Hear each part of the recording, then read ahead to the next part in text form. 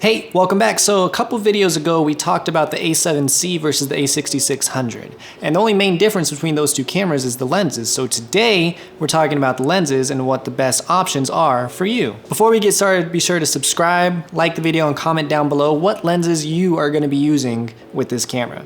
So let's get started. There's two main groups when it comes to lenses. There are primes and then there are zoom lenses. And we're going to be going over both of those today. So for prime lenses, which ones would I recommend? Now, of course, the absolute best lenses that you can get for this camera are going to be the super high-end Sony G Master lenses.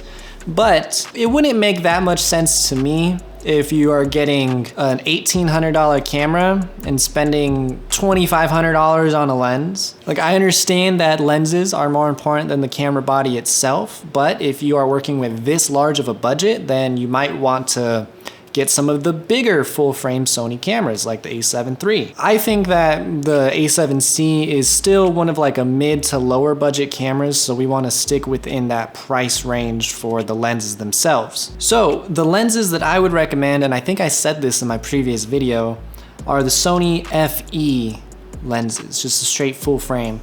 So we got the Sony FE 20mm f1.8. This lens is going to be $900. I have first-hand experience with that lens right here. I got this for my A7S III and I've used it a couple times. It's fantastic. I would highly recommend that lens. The next one on the list is the Sony FE 50mm f1.8. This one is pretty cheap because it's Sony's nifty 50. It comes in at $250. After that, we have the Sony FE 85mm f1.8. This one is going to be $600. Again, I have first-hand experience with that lens as well. This one has very fast become my favorite lens because of the 85mm focal length. I really love this lens. If you were to buy one, I would suggest this lens, even though it's not really practical since you had to be so far away from your subject. When you're talking about lenses, there are so many different options and possibilities for lenses. These are like mid-tier lens. They're like a low mid-tier. Okay, they're not the worst lenses that you can get. They're not the absolute best ones. I have like a progression, a lens quality progression. So that goes Tamron, Sony FE, Sigma, Sony G Master. These are just the most affordable f1.8 lenses that I could really find that I'd recommend. Of course, Tamron has a couple f2.8 lenses if you're into that. The Sigma lenses are gonna be really great.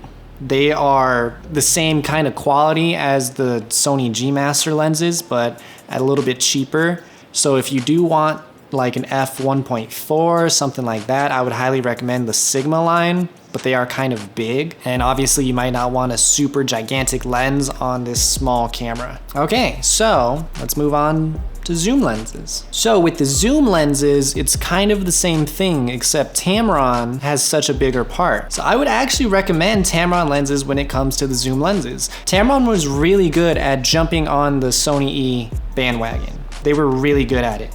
They came out with the 28-75 and it blew everything out of the water. When it comes to Tamron, I would recommend their Holy Trinity. So that's gonna be the Tamron 17-28 f2.5. This is gonna come in at $900. The Tamron 28-75 f2.8, this one comes in at $880. And then the Tamron 70-180 f2.8, this one comes in at $1,200. So like I said, the Tamron line of lenses for Sony is ridiculous. They are really, really good. One of my first lenses that I got with my A6400 at the time was the 28-75. I have first-hand experience with these Tamron lenses. I would highly recommend them. But as good as the Tamron lenses are, Sigma is better.